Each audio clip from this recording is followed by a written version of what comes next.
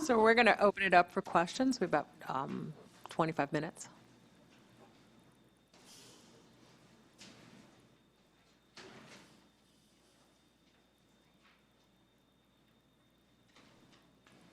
This is Richard Bruns with FDA with a question for Steve Oss. You obviously have a very good system for measuring the effects of programs given an exogenous set of laws. Have you ever been asked to evaluate changes in those laws themselves, and what advice would you give us for doing that? Yeah, well, so you may remember last fall the voters in the state of Washington passed marijuana initiative. So we're one of the 2 states now that have laws, and we're the institute in the initiative to the people. The institute was listed as the evaluator of the evaluation. The evaluation's not due till 2032. So this dude doesn't have to deal with that question. We have we have done some evaluations of that, and you look for it's harder statewide outcomes. You don't have control groups. You try to do difference and differences models, fixed effects models, especially if you got uneven implementation across the state, as often is the case, by happenstance or by design. And so you look for those things. What I talked about today is the Institute's review, where we're looking at other people's research and trying to draw inference from Washington, but we get assigned by our legislature to do outcome evaluations as well.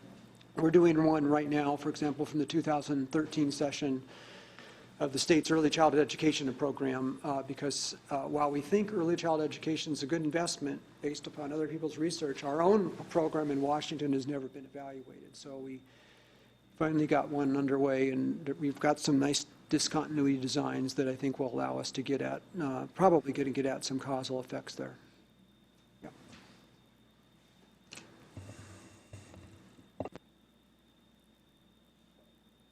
I'm Richard Zerby at the University of Washington. Steve, I just wondered, do you find any need in looking, in deciding on the approach to take, to test to see if you should choose a partial equilibrium or a general equilibrium approach rather than a general equilibrium? It's everything's partial equilibrium. When we go portfolio, we start worrying about aggregate effects of programs there. But it's the third item on that thing. It's the crudest stage of our model. It'll improve over time. But right now, it's pretty much one program at a time, with a little bit of attention, explicit attention to modeling multiple program effects and that possibility. I think there's some tests you could do about market interactions that would indicate whether you needed to move. Okay. As I say, every year, right now, we just finished the model, so I'm already starting to accumulate things that we want to put in the next version of the model. And so your former student is now on our staff, and so I'll make sure that she's onto it. Have you taken any steps in implementing any Bayesian statistics in your evaluations? Well, our model does a little bit of some of our individual models are that format. That is that we build up from a Bayesian approach some of the cost of crime models, for example, that are based on the probabilities of different events happening that our priors are informing the subsequent ones, and then we go after them there. So we got a little bit of that in there, but otherwise it's deterministic modeling.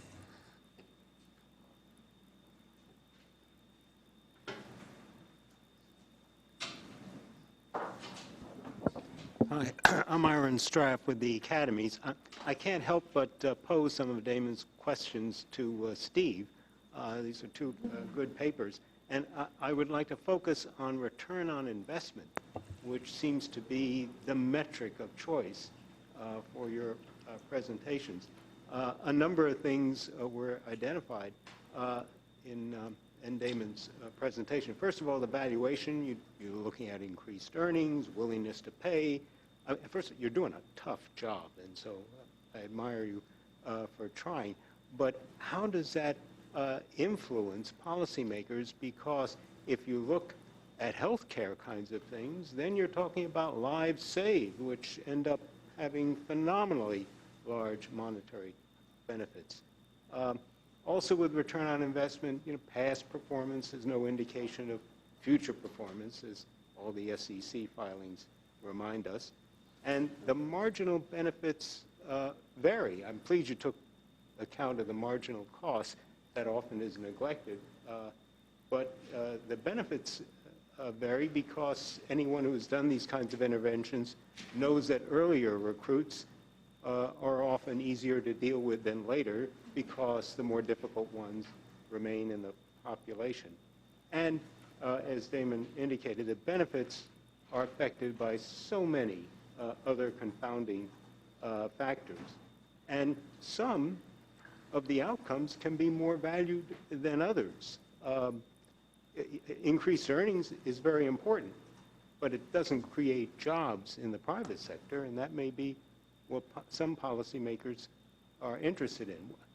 One can see an advantage like Heckman's calculations for what a good kindergarten teacher can do in terms of future earnings.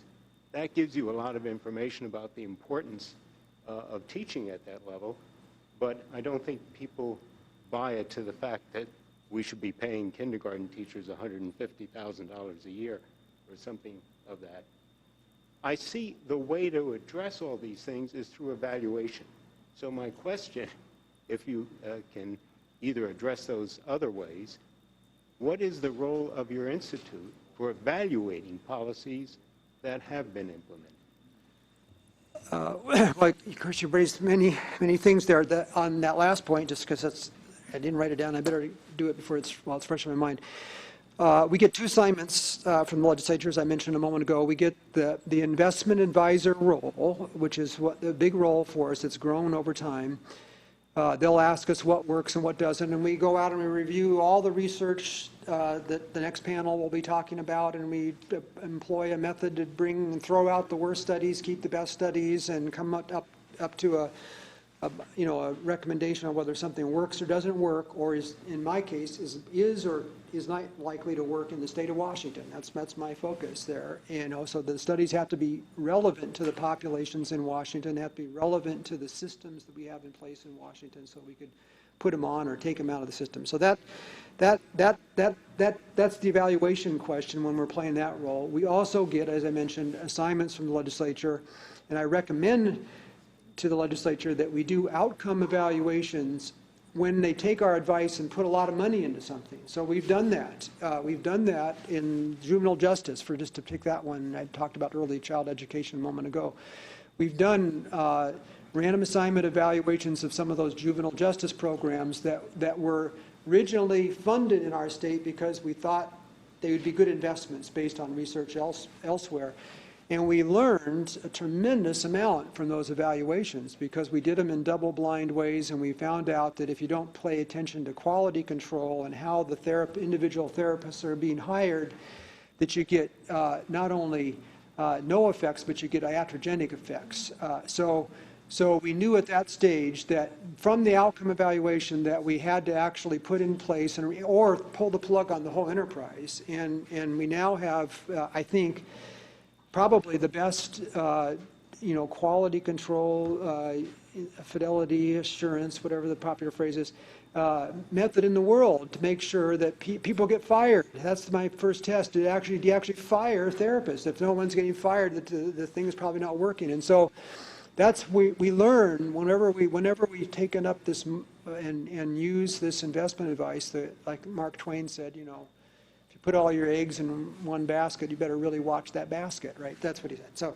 So you better really evaluate that program if you're going to do that. When we put all that money in those juvenile justice programs, we evaluated and found out how to do them better, and then reevaluated them, and we're getting the results that we expected to get originally now. So that's part of that lesson. You mentioned diminishing returns in there as part of your thing. And as I mentioned in my talk, I hope that we model that explicitly for every program that we take to the portfolio level. We don't know There's no one that's run these programs at scale to find out what happens to NFP as you start to tax out on those single low income. Presumably you're going to get all the, but we make an explicit adjustment. It's a number pulled out of our arsenal. But I'm pretty sure that the returns are going to diminish as you begin to saturate the market of low-income, single, first-time women. And so we take the effect sizes for David Olta's program when we go portfolio, and we begin diminishing the program as we start to tap out the market.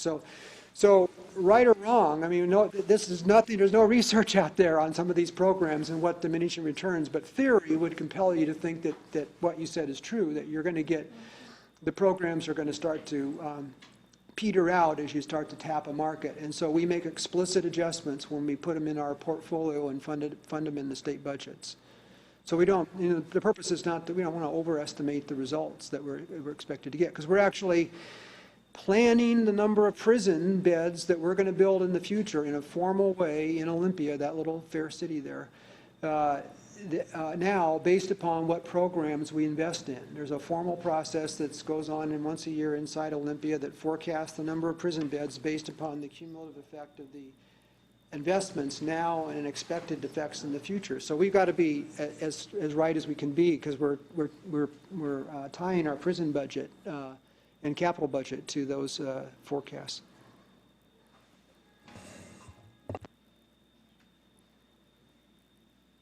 So this is Janet Curry.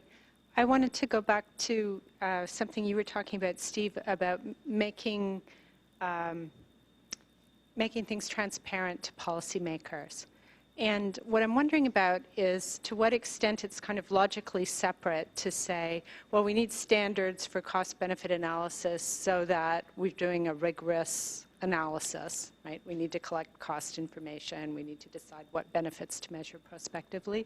And then as a kind of separate thing, and then we need to be able to translate the results of that to policymakers. So do you think those two things can be separated, or do you think they have to go hand in hand?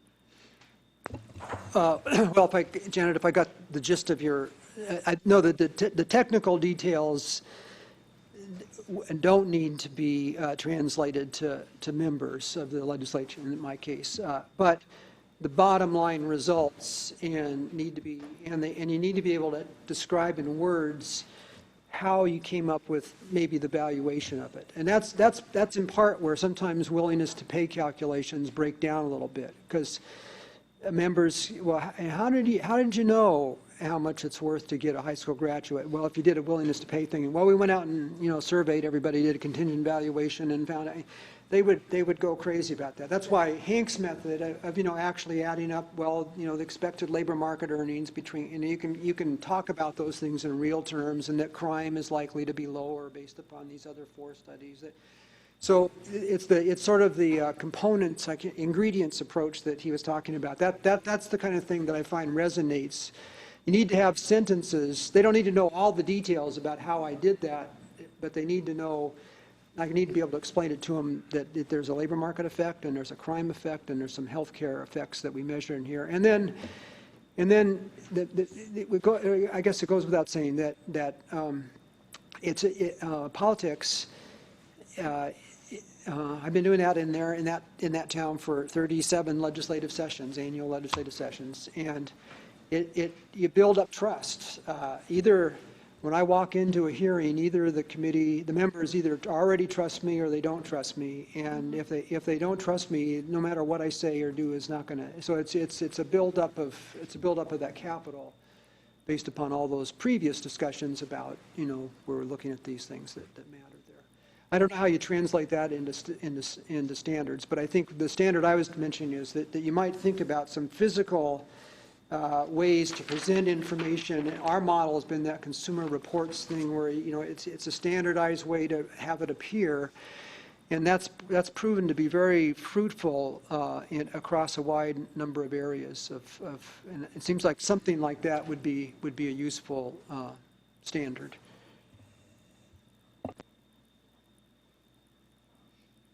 David Hawkins, I don't even know how to ask this question, but we've been talking about it all day, which is there are studies that are done and they have primary outcomes in mind when they start the study.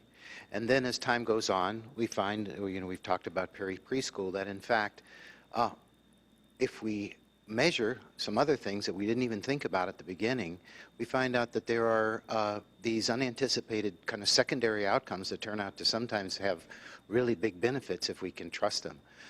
In our own studies in the elementary grades, we work with teachers and parents to get kids off to a good start, and we thought that might reduce crime and delinquency and substance abuse, maybe increase high school graduation.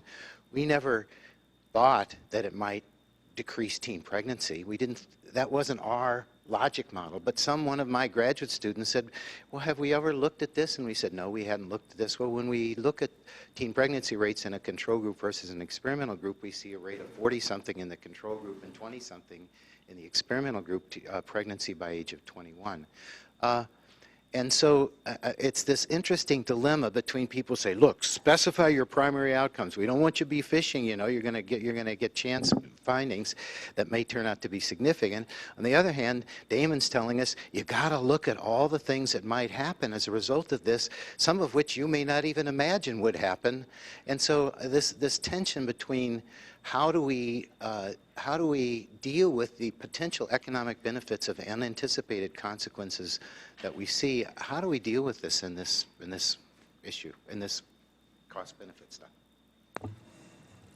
Yeah, I think that there's just always this kind of contrast between. I remember Greg Duncan was at a conference we had a few years ago for family interventions, and he brought up the idea that you really gotta measure everything, because there are certain things that you might want to do an economic evaluation. So you got to think of all the different ways that personal success can be manifested in these different potential adult outcomes.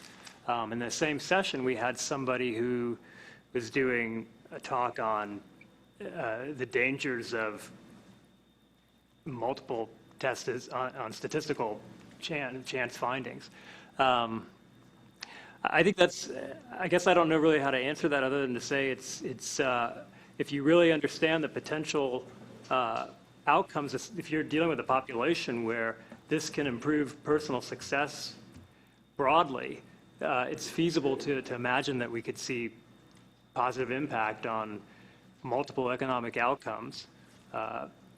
So when it comes to economic outcomes, just probably including more is the way to go, because teen pregnancy, we know that program impacts on substance use, that's linked to future crime, it's linked to educational outcomes. It seems feasible to really, depending on the population and the type of the nature of the program, to include that in your logic model. So yeah, I think it's a tension that you kind of have to walk a fine line for.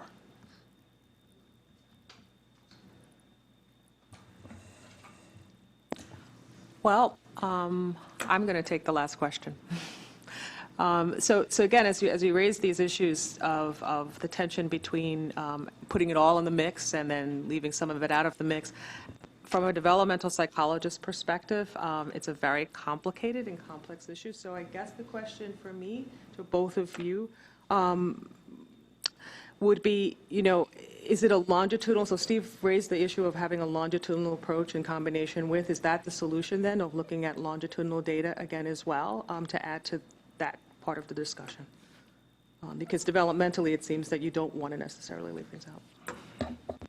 Well, I just look for any information I can get my hands on, because my job is to make buy-sell decisions. And so when Janet comes out with great studies linking short-term changes in conduct disorder to longer-term outcomes, I jump on it. And if the studies hang around longer and start measuring those outcomes directly, I'll go there first. But in the meantime, I'm going to be using these other pieces of research, and I'll use them whenever I can, whenever I can get my hands on them. I'm always in the market out there. My staff and I are always in the market out there looking for primary and longitudinal research that will help the legislature make good use of taxpayer dollars. That's really what we're asked to do. I just wanted to add something to David's comment. Can you hear me okay?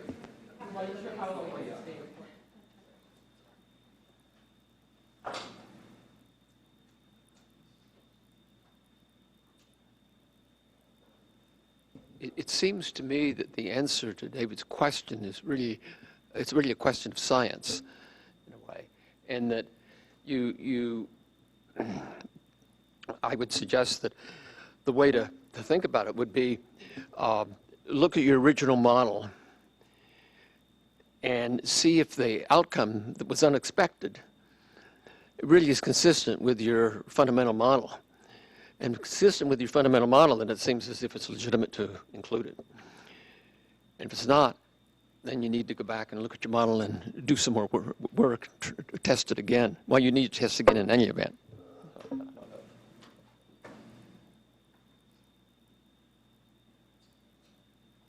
I just would add that I just think it's really important, if possible, to include multiple studies in this. It's hard to make too much out of one study on one link between early outcomes and future outcomes. And this is what the folks at WISIP are doing so well with, incorporating rigorous standards for multiple studies to try to establish these links. But once we establish them, then it's something that can be included in future economic evaluation going forward. So it's a matter of pursuing the research now, but doing it in a rigorous way so that we can include these shadow prices on a consistent basis. I'll just add that if you do come up with standards and people start using them, you'll set the market.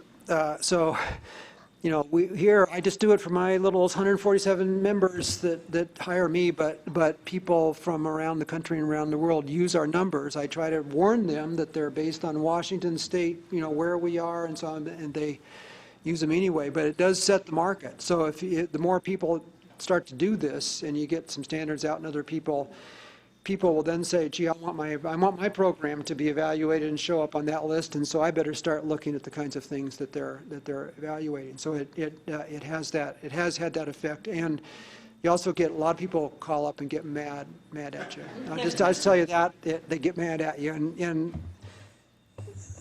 so I tell them something else. Well, with that, I want to thank the panelists very much for this afternoon's conversation.